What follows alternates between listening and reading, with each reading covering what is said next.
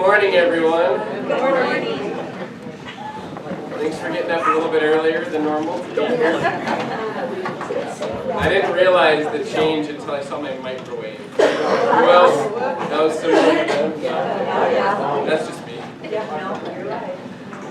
A few housekeeping items before we jump into finishing the discussion on divorce and remarriage that we started last week. We have a couple of guests here today. These are students who have attended the marriage and family class, and they go to Zion. So why don't you ladies stand up? I'll embarrass them for a little bit. So give it up for Riley and Ava. So they have gone through pretty much the entirety of the class that you guys are going through with me, and I invited them here, and I give them a little bit of extra credit if they showed up. That's good motivation. They didn't know I was going to embarrass them, so that's great. And then related to that was someone I was just talking to. I love having conversations with people about this series because there's a lot of different reactions to it, as you might expect. And one parishioner just mentioned, how do the younger folks that you teach this class react to the material? And I've taught it to a group of high schoolers at a non-denominational school, and then I've taught it at Zion to the 5th, 6th, and 7th grade class. So rather than embarrassing them again, I'll speak on behalf of my students. I'll start with the high school that I taught it at. So the reactions were very interesting. One thing I really noticed is they came in as juniors in high school with very set opinions on a lot of this stuff. As juniors in high school, so 16, 17, and I imagine that when you were 16 or 17, you probably didn't have strong opinions about this type of stuff. You weren't thinking about it constantly. But kids these days are. And so that's really important to realize that whether that's an opinion that agrees with the Bible or whether that's an opinion that disagrees with the Bible, they're firm on it by the time they're in late high school. Whether they know why they're firm on it, that's a different question. But they are firm on a lot of different beliefs when it comes to marriage and family. And to say why, I think it's because these issues have been kind of shoved into the public sphere. And so they're bombarded with this stuff on social media. It's what people talk about. And so if you're kind of more on the traditional biblical side of marriage and family issues, it's usually a reaction to, okay, well, the world is doing all this weird stuff, so I have my set opinions based on what the Bible says, or something like that, but they have set opinions. And then for the junior high over at Zion, they're in junior high, 5th, 6th, 7th grade, so they didn't have as set opinions as the juniors in high school. Still some more than you would kind of expect from your typical, I don't know, maybe 20 years ago, 50 years ago. But I think it's definitely just a keen interest. They really are interested in it. They love to learn about it. And something that's really been really helpful is it brings up other discussions. So not in marriage and family. So we've had discussions because we start talking about marriage and family. It leads into a discussion about how true the Bible is.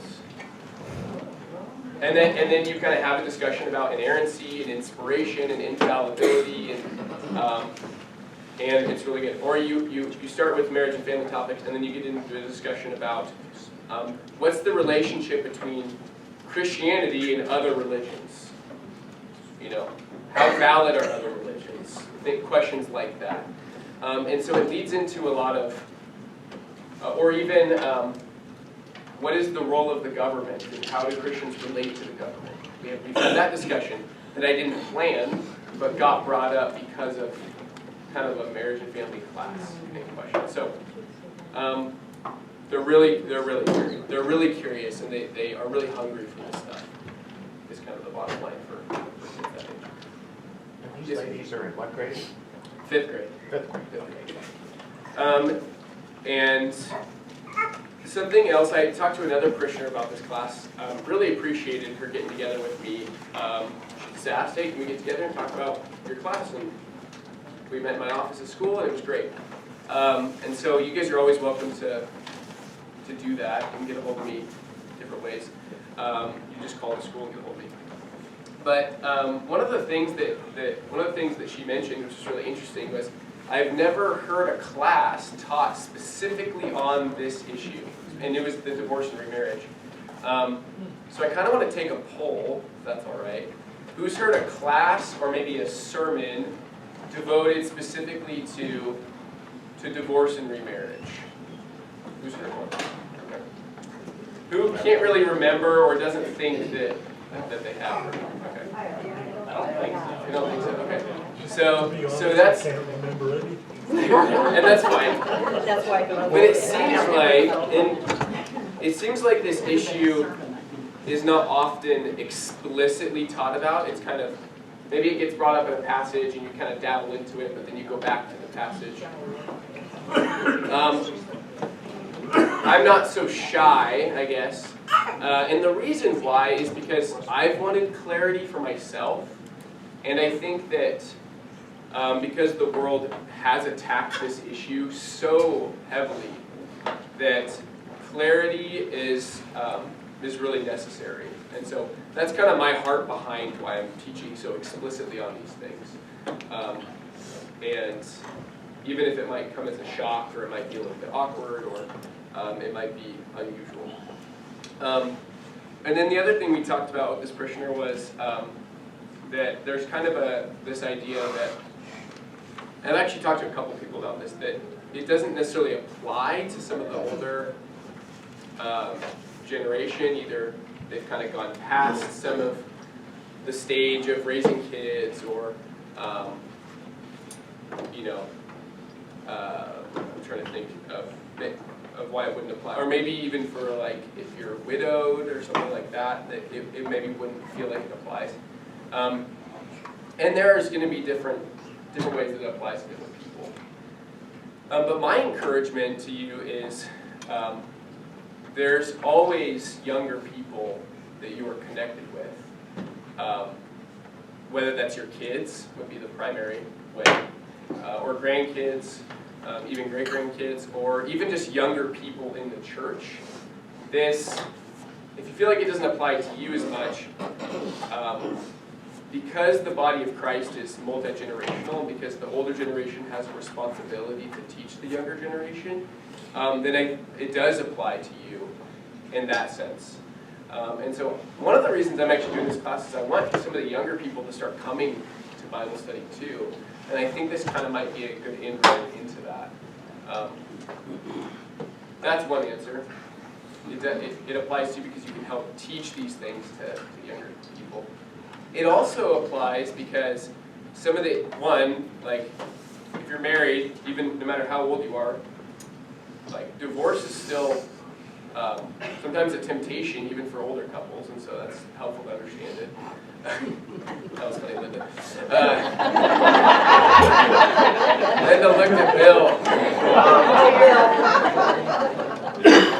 Sorry to call you out. We all resemble that statement. No, so it does apply, especially to married couples. And then we are going to get into some more applicable stuff today on how married couples relate to each other. So if we can get through divorce, which I'd like to. And we'll jump into the order of marriage, or more popularly called marital roles, and what the Bible says about marital roles. And so it'll be an interesting discussion. It'll be maybe a little controversial, I don't know, but I think it's and it'll be directly applicable, especially to married couples. So if you don't have a handout, I'll have somebody over there offer to pass out. Can you raise your hand if you don't have a handout today? There's actually 2 handouts that you'll need. The one is the divorce and remarriage. That's the one that we're going to finish today. The other one is titled the order of marriage. That one I do. And that's the one we're going to start today. So, 2 handouts, divorce and remarriage, and the order of marriage. Raise your hand if you don't have divorce and remarriage. Okay, raise your hand. Oh, you need a divorce and remarriage. And then raise your hand if you don't have the new one, the order of marriage. Okay. I saw Bill and Mr. Schroeder over there. Oh, that's Rosa. So let's go ahead and jump into divorce and remarriage, and we're at the bottom, and we'll just review the conclusion. So on there, is there a section that says conclusion of these passages? Okay, good. So the conclusion of these passages, we saw that in Mark and Luke and Matthew, Christ talking about divorce and remarriage as being what sin? Adultery. Thank you. Divorce and remarriage, except in the case of sexual immorality, is adultery. And the conclusion of that was what? Do you remember? Dave, you're looking at me like, I don't remember talking about this. I don't think we were here last. Oh, okay. God doesn't recognize it. Right. So yeah. So if it was if divorce and remarriage is adultery, then that means that God doesn't actually recognize a divorce, except for in the case of sexual immorality, as divorce, because He has put two people together. That's where it got quiet last time too. And so now there may be cases where God does recognize that divorce, and we've talked about those, as in the case of sexual immorality. Okay, but that's why remarriage is adultery. And then now we'll go to 1 Corinthians 7, and we'll see Paul kind of confirm this. We'll go to 1 Corinthians 7, 10 through 16, if you have a Bible. If you don't have a Bible, I'll have it up here. If you don't have a Bible, I'll have it up here.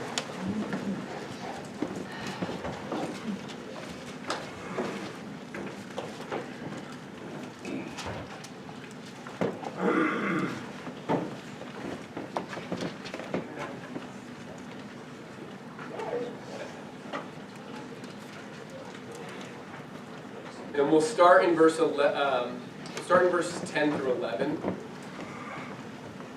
And in just a second, I'll have somebody read that. All right, can I get a volunteer to read? Sure. 7, 10 through 11. Go ahead. To the married I give this charge, not I, but the Lord. The wife should not separate from her husband, but if she does, she should remain unmarried, or else be reconciled to her husband, and the husband should not divorce his wife. So I want to focus there on verse 11. He says, but even if she does depart, or does separate, let her remain unmarried, or be reconciled to her husband. So, does Paul, if you get divorced, does Paul say that, okay, once you're divorced, you're completely separate, and that's a freedom to get remarried? No. He gives you two options. He says, if you're divorced, what are your two options? To reconcile, or remain unmarried. Stay single. Okay. And so now, at first, the ideal is don't get divorced. But Paul recognizes there's probably going to be situations where people either do, or maybe they have to for their own safety or something like that. So you can kind of, he doesn't mention that, you can kind of imagine situations where a wife might need to be out of the house from a man. Okay. And then, but Paul says, but don't get remarried. And this only makes sense if God doesn't recognize divorce. That yes, they're not continuing in the one flesh union as is ideal, but in the eyes of God, they were still united in that union. And so you shouldn't break that union by getting remarried. Questions, comments? Yes, sir. Wasn't there a policy they had then that if a man died, his brother was supposed to marry the widow? Not in the New Testament. That's an Old Testament Jewish law. If the other brother was already married, that would give multiple wives. It wouldn't What does God apply. say about that? It wouldn't apply if the other brother was married. At least if I can recall correctly. I don't know if Pastor Brant knows anything about that. But yeah, that's an Old Testament kind of a. I think that was in the law. In Mosaic law. I don't think it was just cultural. I think there's something in the law about that because the Pharisees bring it up as that. But I can look into that and come back with some preparation for that. So. But yeah, that's not going to apply here. Definitely not. Okay? Any other questions?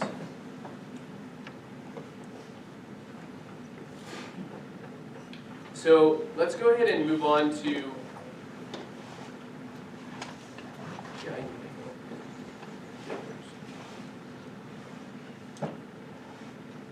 Let's go ahead and talk about, there's one other exception from this passage. So now we're going to talk about verses 12 through 16. 1 Corinthians 7. Yeah, 1 Corinthians 7, 12 through 16. And if you have it in your Bible, go there. Otherwise, I've got it up here. And Paul brings up the marriage. It's often called a mixed marriage by the church fathers. By mixed marriage, I mean you have a believer married to an unbeliever. Now, that's not the ideal, but sometimes this happens. Sometimes a couple is married, and one converts to Christianity and the other doesn't. And so this has happened in the Corinthian church, likely. And so Paul is saying, what do you do in this scenario? Do you divorce the unbeliever? Do you stay with the unbeliever? And so he's going to address that. So go ahead and read starting in verse 12. I'll get a volunteer. Chuck, go for it.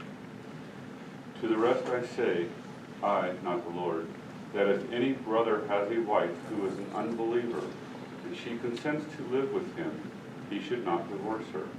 If any woman has a husband who is an unbeliever, and he consents to live with her, she should not divorce him. For the unbelieving husband is made holy because of his wife, and the unbelieving wife is made holy because of her husband.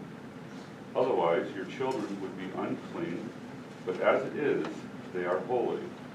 But if the unbelieving partner separates, let it be so. In such cases, the brother or sister is not enslaved. God has called you to peace. For how do you know, wife, whether you will save your husband?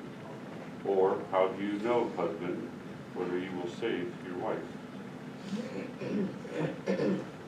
So this is taken by many to be an exception to the rule of don't get divorced and remarried. What would be the exception here? So if you're divorced, Paul might be saying, and there is disagreement about the interpretation here, but Paul might be saying you are allowed to get remarried in what case? One would be sexual immorality, and what would be the other case? The unbelieving spouse leaves. Yeah, an unbeliever, say that? Unbelieving spouse leaves. Yeah, so if an unbelieving spouse leaves, the key to that is, he says, but if the unbeliever departs, let him depart. A brother or sister, so a Christian, is not under bondage in such cases. And so many take that as being under bondage to the marriage.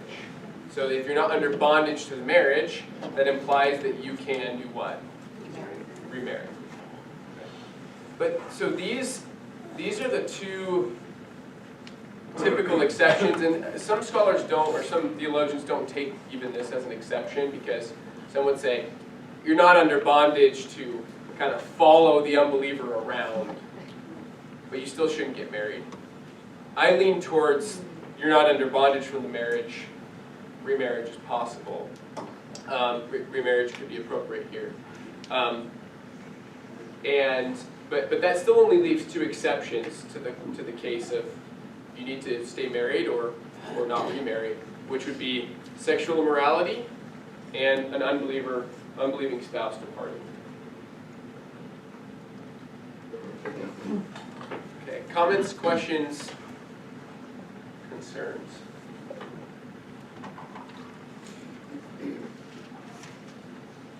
I'll add one more caveat that there's a lot of weird situations when it comes to marriage and divorce that this all needs to be worked out with a pastor. Okay. And so I think we have some really strong principles. And almost never is. What's that? And almost never is, yeah. So I think we have some really strong principles here to work off of, on how to approach divorce, remarriage, things like that. When it kind of comes to really difficult situations, those need to be pastorally worked out. Because the Bible doesn't go through every single individual's experience or marriage. That's what the pastor's there for, is to take the Word of God and apply it faithfully. And as Pastor Brandt said, that's very rare. Yeah, go ahead. Yeah, the pastor is to apply law and gospel. And there's, that's not as easy as just a formula that you can hear and you can't hear and Right. so on. Right. And I think there's another instance that we should be aware of. Sure. And that is, this marriage doesn't exist. Whether it's abandonment by an unbelieving spouse, or what constitutes abandonment. If one of the parties is abusing the other to the extent of endangering them physically, that marriage is gone. It's abandoned. So we're never going to guarantee our salvation by keeping God's law regarding divorce and remarriage perfectly. Right. And Yeah. and so the person, wherever they are, maybe even here, who has remarried, maybe not quite exactly according to this, there is forgiveness and restoration for that sin. Right. Absolutely. Got a comment? Yeah, go ahead. So I think in our modern day looking at things, this is a little harder because everybody was religious back then, even if you weren't Christian. So if you become a Christian, your husband or wife is still actively practicing paganism within the home. Sure. They have a Juno or Yeah. Mars, and they do prayers Yeah. and sacrifices in the home. Yeah. So for a Christian, it's not like today where, I kind of sort of believe, but I don't really believe. If you want to do Christian stuff, that's fine. Right. Then you can say, well, we're not having any other religions in our house. Back then, you probably had an idol to Mars or Jupiter or something, and Buddha prayers and sacrifices. Yeah, that's a great point. So it's really hard if you're a Christian that, Yeah. I'm pagan and I'm Christian. For a Christian, that's really hard. So it's a lot harder than Yeah, that's a what we think of that's a now. great point. Yeah, this is typically easier for us to follow than it would have been, especially for the wives who would have converted to the faith. It was expected that the wife follows the religion of the husband, and if the wife is following Jesus, then that there could be persecution within the marriage because of that. So And society. yeah, in society. Yeah, I think, and there are different different ways that actually to work some of this stuff out legally. People kind of think that divorce is like the only legal option, but there is such a thing as in many states of like a separation, but a non-divorce separation, where you are still legally married to the person in the eyes of the state, and yet not expected to live with the person. So, I'm not sure much about that, but something to look into. Yeah. But I mean, how does that relate to what we're talking about? Because realistically, that's a divorce in a way. Yeah. Well, I would say it goes back to what Christ said that except for in the case of sexual immorality, divorce and remarriage is adultery, and maybe in the case of a brother departing, remarriage is adultery. And so, if the state, God obviously works through the state to enact marriages and remarriages, but there are times when the state goes outside of God's law, and we have to follow God's law and not the state. So. Let's go ahead and move on, if we can, to talk about the order of marriage. What was the purpose of this command? Oh, yeah, you know what, that's really, I'm glad you brought that up, because, sorry, I'm trying to move on quickly. So the purpose of this commandment is we can kind of get bogged down into the, what is divorce, what is remarriage, and what are the exceptions to it. But the whole goal is the union of two people that God has brought together to stay united. And that's a great thing. And then, I gotta look at my notes here. Additionally, as marriage is a reflection of Christ and His church, if we're going to say that divorce and remarriage is just kind of in the whims of whatever people decide, what are we saying about Christ and His bride? Yeah, we're saying that commitment can be flaky, or we're saying that, as Christ and His church have hard times, there's kind of a decision to be made of, okay, should this last? And so when we live in marriages as God has designed us, it's like a mini gospel lesson about the commitment that Christ and His church have to one another. And so this actually ultimately can bring us great comfort. The strictness of God's rules on marriage, because we are in a marriage as the church, in a marriage with the groom Christ, and we know that God really values that commitment, and He's not going to compromise that. And so that can be a great comfort to us as well. Go ahead. What do you say it would be a union to bring together man and woman, not two people? Yeah, thank you. That's implied, but I guess it's not always implied, so thank you. Yeah. Additionally, the purpose of this command is for the sake of children. So divorce is very destructive for children who are in the midst of divorce. And there's a lot more that can be said about that, statistics and all that, but society and passing on a stable society from generation to generation is founded on marriage. And I think one of the reasons why our society is struggling so much is because of rampant divorce that's gone on for almost a century now. Josh?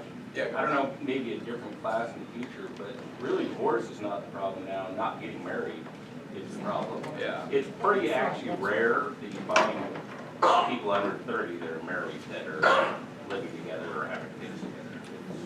The exception, not the rule. Right. Or they say they're married and they're not really. Right. That's Yeah. Yeah. That's true. Yeah. whereas marriage was valued more previously. So that's a good point. All right, let's go ahead and jump into your next note handout. Let's talk about the order of marriage. We'll spend about 25 minutes on this today.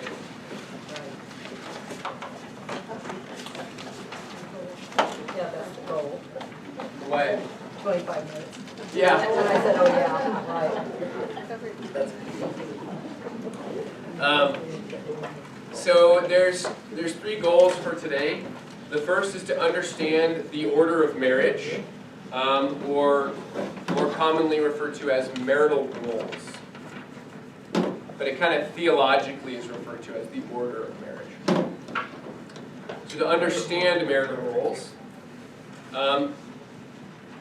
to understand why God instituted these roles, or this order, and then to understand the virtues or the character qualities that husbands and wives need to have in order to live out these roles.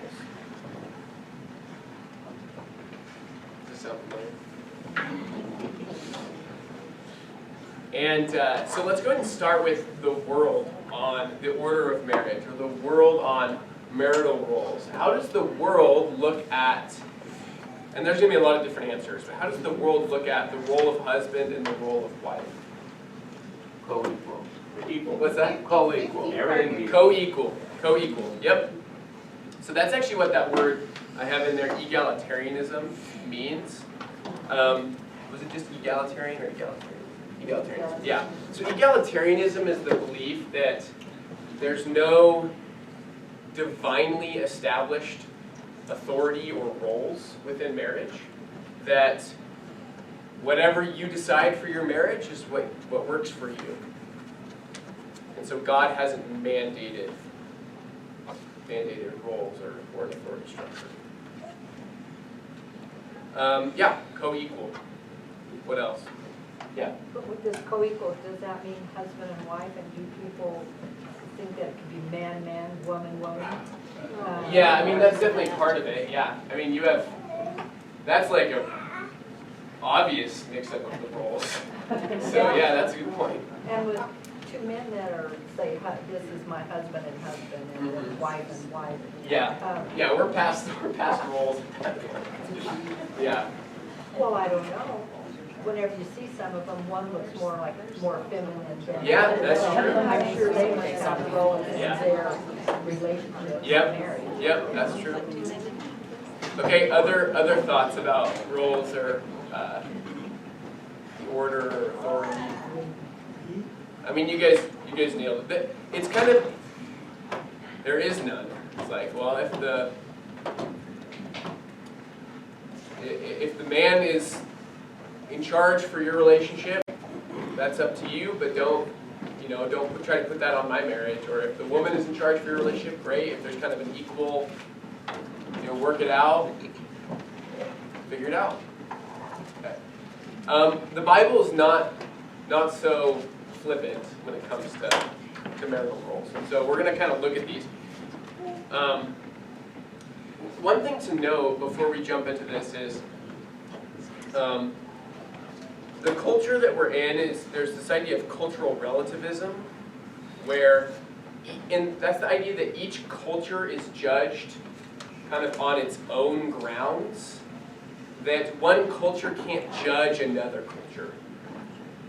And by judge, I mean like evaluate. What do you guys think of that? Is cultural relativism Christian? I don't think so. No, it's not, because not only does God judge all cultures equally, and Christ is going to come back and judge the nations based on his law, not based on their own whatever they came up with. But we are called to discern good and evil amidst our culture and other cultures around us. And so it's really important for us to look at different cultures not from their own eyes and say, oh, how well are they doing what they want to do? That doesn't make any sense. That's just doing right in the eyes of of yourself and not in the eyes of God. So we need to look at cultures in the way that God does as well. Same thing with marriage. So that's cultural relativism. And then another thing to note, when I'm talking about roles, I'm not talking about who does the dishes. Maybe some of you guys wanted clarity about that, but the Bible doesn't provide clarity about that. I'm also not bringing up directly, like, who provides for the family financially. That's often where the focus goes for when it comes to roles. And there might be some elements there in the Bible that you can glean, but that's not where you start when it comes to marital roles. Okay. I'm going to be starting with especially where Paul talks about husbands and wives, and the relationship they have to each other, and the structure that God has built into marriage. And then a lot of the other stuff kind of flows out of it. Okay. And so let's go ahead and just jump into our main passage there. Yeah, sorry you're not going to figure out who has to do the dishes. Let's go to Colossians chapter 3, 18 through 19.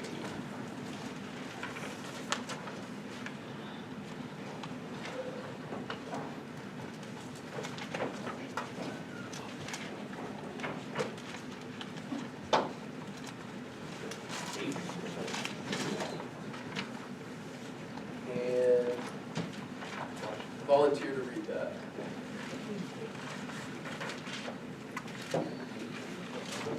Go for it. Wives, submit yourselves to your husbands, as is fitting in the Lord. Husbands, love your wives and do not worship them. Okay?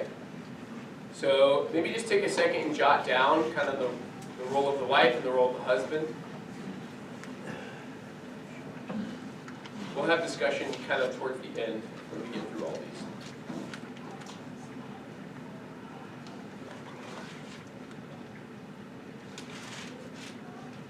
Say one or two things about each.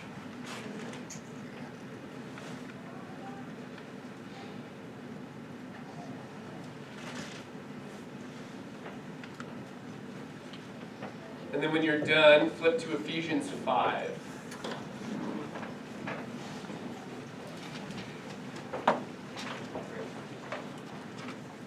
Ephesians 5, 22 through 23.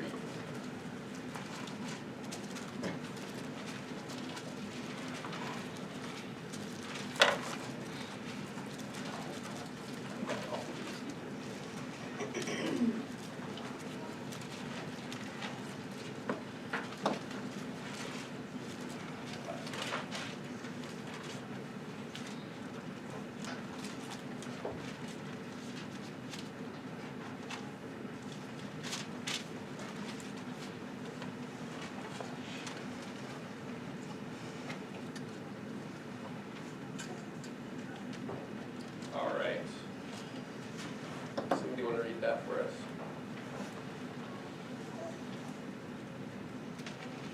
You guys need an extra hour of sleep. I can. Sorry. Wives, submit to your own husbands as to the Lord. For the husband is the head of the wife, even as Christ is the head of the church. His body is himself its Savior. Now, if the church submits to Christ, so also wives submit in everything to their husbands.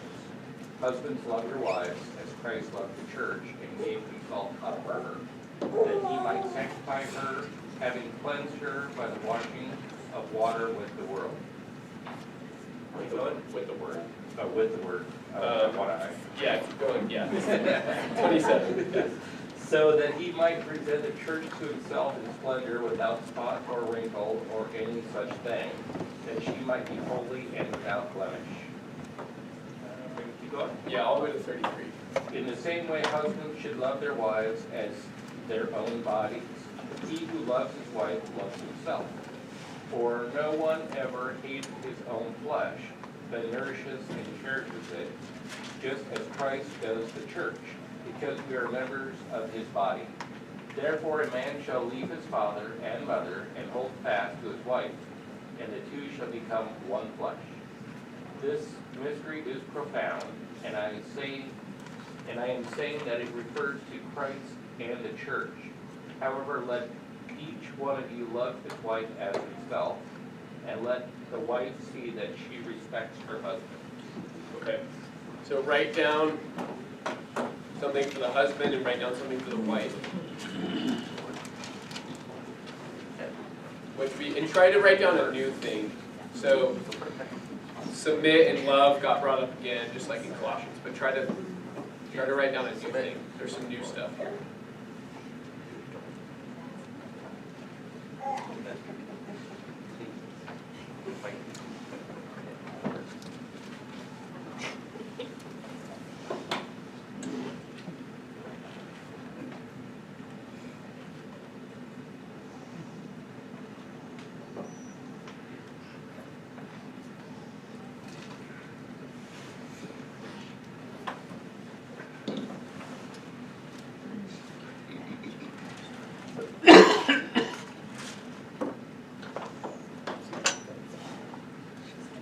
We'll move on to 1 Peter chapter 3, 1 through 7.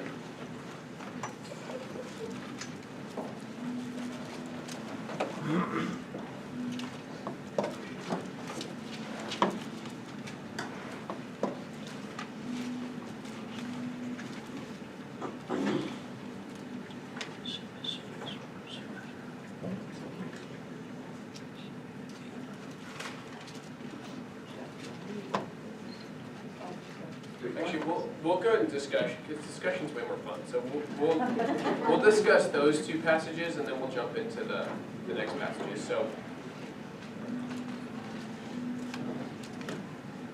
okay. So, what did we glean from Colossians 3 and from Ephesians 5 about the role of husband and wife according to the Bible? Well, it's basically similar as Christ's role with the church. Okay. And what's that? We just have to reflect that. Christ is the head of the church, and we are his body. And so, husband is head of the household, but and the woman is basically same as his body. Yeah. So, yep, exactly. So there's actually two analogies going on for husband and wife at the same time, woven throughout Ephesians 5. So you have husband and you have wife. And then that's analogous to what? To Christ and his church. And that's analogous to what?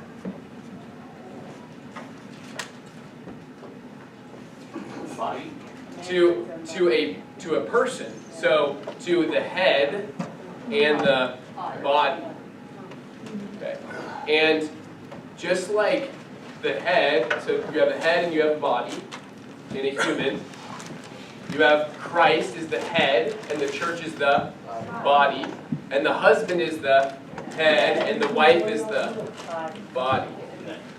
What's that? The neck. It doesn't say that. No, there is a funny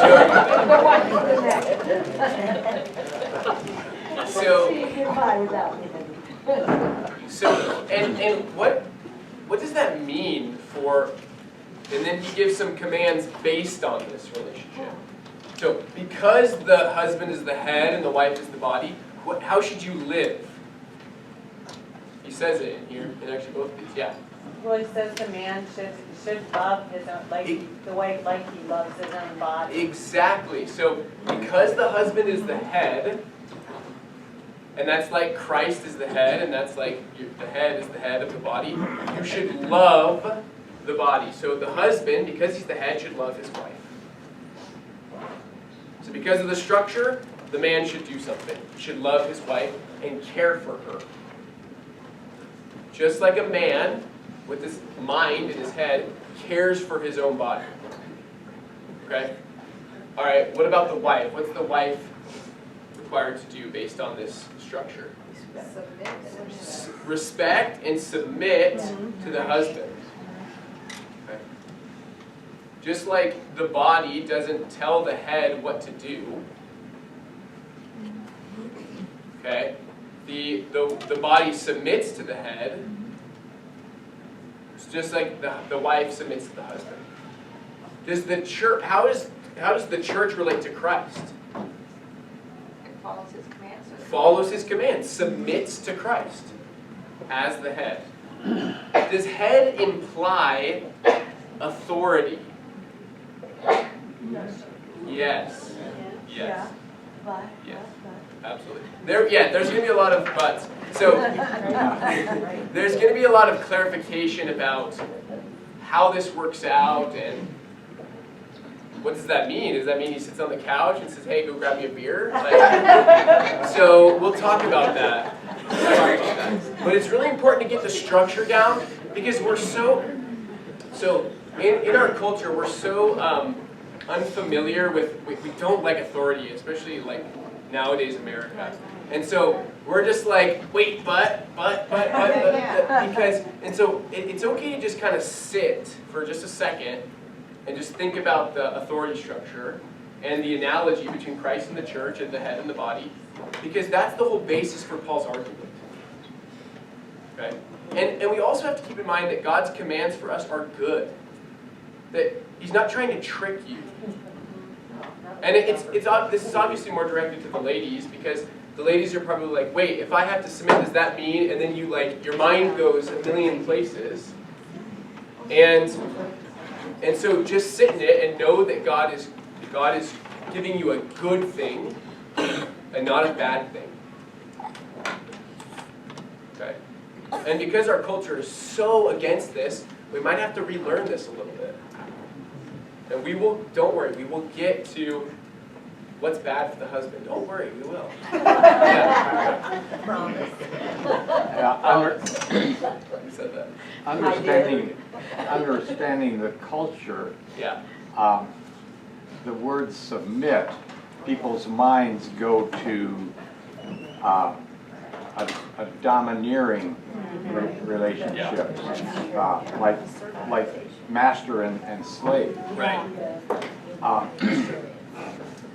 When I was in seminary, a different translation was being promoted. It was called the Net, or became God's Word to the Nations, that brought up some things, and especially the translation of the Greek word hypotasso instead of submit was translated be subordinate.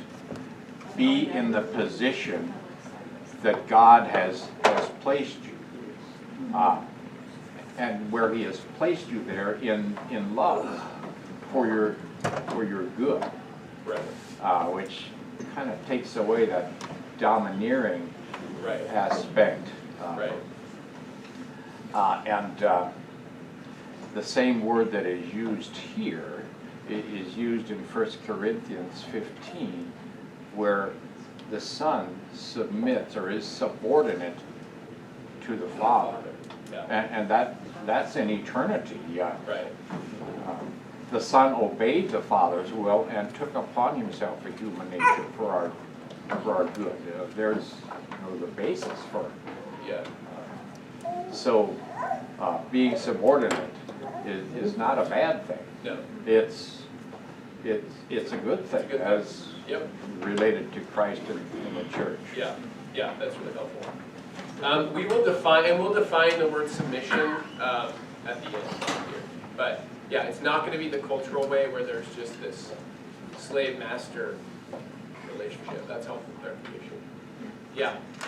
I was just thinking that the word respect kind of stood out to me Yeah. too. That, like, how do you ask your spouse to do something for you? Will you go get me this or go get me that? Right. But is there respect to it? Yeah. You know, honey, would you have time to pour me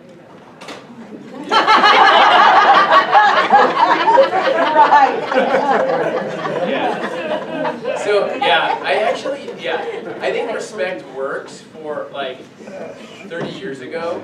Today, the word respect is not used in the same way it used to be. Right.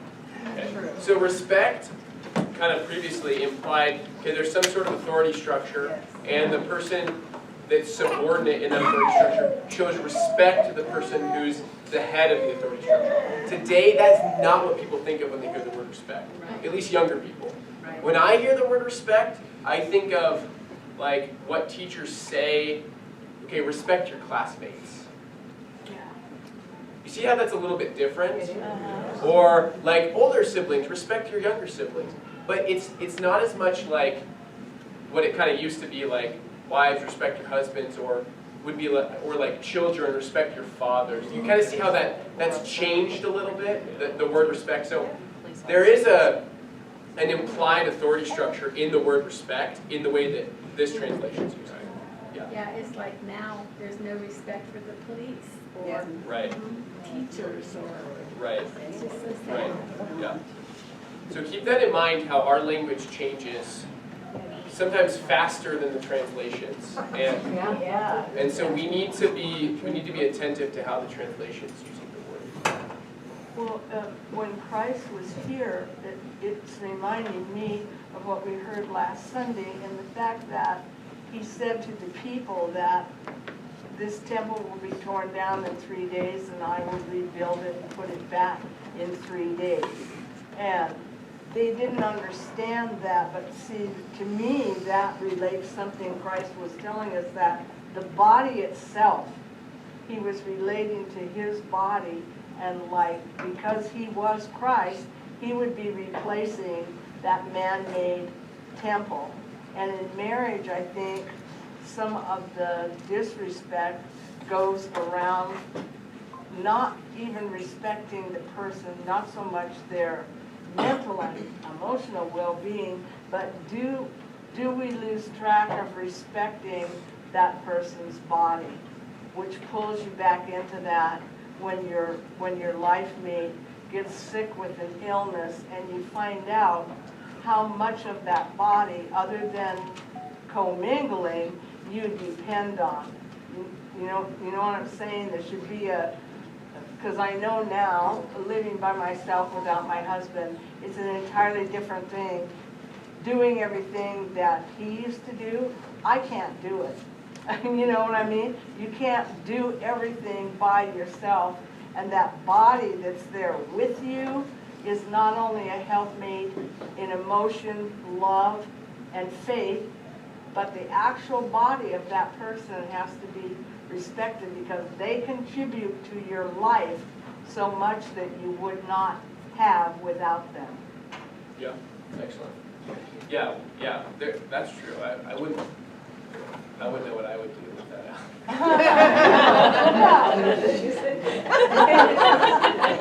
I don't know what you would either, Josh. Okay, so we are going to we're going to touch the 1 Peter 3 and Titus 2 next time. But it's really important. I do want to talk about the husband a little bit, because we have spent time talking about the wife's subordination.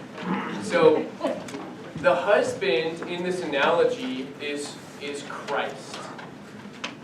And how does Christ love his bride? He gives himself up for her. Exactly. Yeah, go ahead. Well, I thought two words that jumped out here were nourishes and cherishes. Yeah. What the husband does and Yeah. what Christ does for us. Right, yep, exactly. So nourishes, cherishes, and we'll ask 2 questions next week, and so you can start thinking about them. We'll ask the question of, is the husband required or charged with loving a wife who's not subordinate to him? Okay, we'll consider that question. We'll also consider the question, is a wife called to be subordinate to a husband who doesn't love her? You'll see the reactions were different. When I asked the husband one, everyone's like, yep. And then I asked the wife one, and they're like, so we'll look at that. And there are passages that actually answer both of those questions. But it's really important to consider that, and the way Chrysostom, which is a church father that we're reading in class actually, he actually describes it as the husband has the harder duty. Okay? Because he has to give up himself. Exactly. And this isn't like in death, like if a truck's coming and I have to like push her out of the way and sacrifice myself, I'll do that. No, it's a daily giving up what I want for what she needs.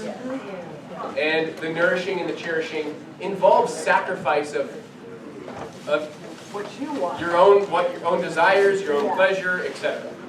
Okay. Okay, Bonnie, close us out. Well, somebody once said that it's easier to die for somebody than it is to live for them every day. And Yeah. I think what you were just getting Yeah, I think at that's a right fair- there yeah, is that's a fair- we need to live for each other every Yeah. day. Yeah, and that's specifically the husband. The wife is not called to die for her. The wife is not called to die for her husband. It's the other way. The husband is called to die for her wife, for his wife. Sorry, pronoun confusion these days. And so, but we'll continue kind of pondering this next week. So let's go ahead and close with the Lord's Prayer. Lord, trusting in your promises, we pray. Our Father, who art in heaven, hallowed be thy name. Thy kingdom come, thy will be done, on earth as it is in heaven. Give us this day our daily bread, and forgive us our trespasses, as we forgive those who trespass against us. And lead us not into temptation, but deliver us from evil. For thine is the kingdom, and the power, and the glory, forever and ever. Amen.